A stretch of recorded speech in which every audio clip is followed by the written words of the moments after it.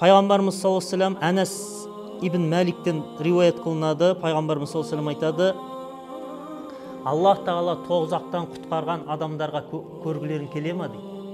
Аллах тағала тозақтан құтқарған адамдарды осы дүнияда жүрген, келешекте тозақтан құтқаратын адамдарды көргілерің келсе, ілім алушыларға қараңдар дейді. Тәлім алып жатқандарға қараңдар дейді. Алланың атымен ант етейін, қандай да тәлім алушы ілім алуға келетін болса бір ғалымға дейді.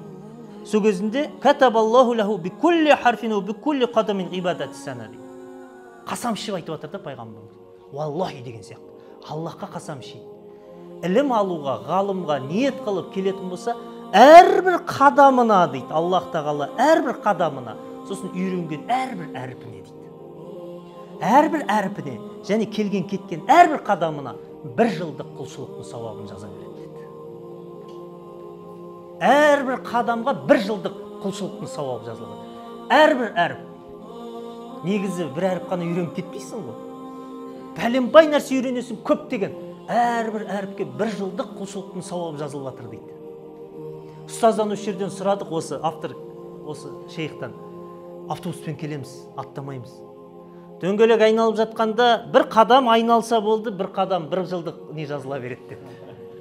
Көлікпен келсен де деді, бір қадам аттайтын жері жүрді ма, көлік бір жылдық не жазыла береді. Алланың рахматы өте кең дейді. Алла ол карим. Және және пайғамбарымыз айтады, әрбір қадамына Аллах тағала жәннаттан бір қала соға береді. Әрбір қадамына.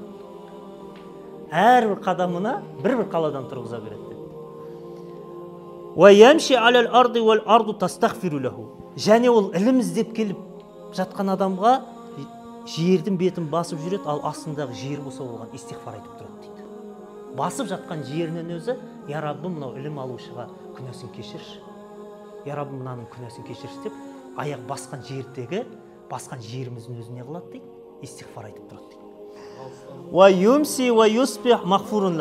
Және ол ілім алушы адам таңды атырады, кешті батырады, күнәлары кешірілген күйде дейді. Аллах тағала анау күнәларын кешіріп отырады дейді. Ілім алған себепті ғана.